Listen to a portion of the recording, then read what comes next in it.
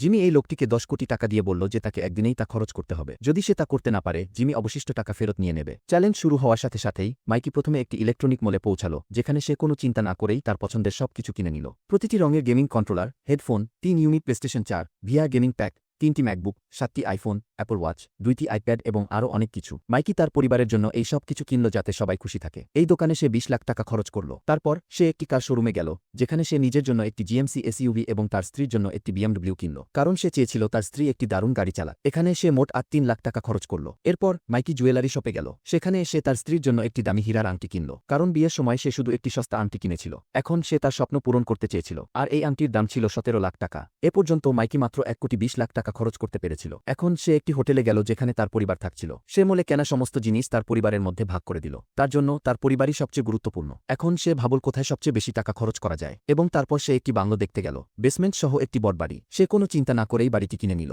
বাড়িটির দাম ছিল $1,65,000, আর এ পর্যন্ত মোট খরচ হল $2,88,800। এখন মাইকি তার স্ত্রীর সাথে আসবাবপত্র কিনতে চাইল, তাই সে আপাতত $36,000 একটি মেম্বারশিপ কার্ড কিনল, যা প্রায় 30 লাখ টাকার সমান ছিল। এখন সে তার নতুন বাড়ি সাজাতে একটি TV, computer, fridge, washing machine, camera কিনল। এই ধাপে সে $30,000 খরচ করল, যা প্রায় 25 লাখ টাকার সমান। এরপর মাইকি তার মা বাবাকে $15,000 দিল। এখন সে খরচ করল $5,33,000, যা প্রায় $4,40,00,000 টাকার সমান। সে বাকি টাকা তার মনের মতো করে খরচ করল এবং একটি বিনিয়োগ কোম্পানিকে দিল, যাতে 2-5 দিনে সে দ্বিগুণ করতে পারে। এবং এটি করার পর সে সব টাকা খরচ করে ফেলল। বন্ধুরা, তোমাদের যদি এই চ্যালেঞ্জ দেওয়া হতো, তোমরা কি করতে?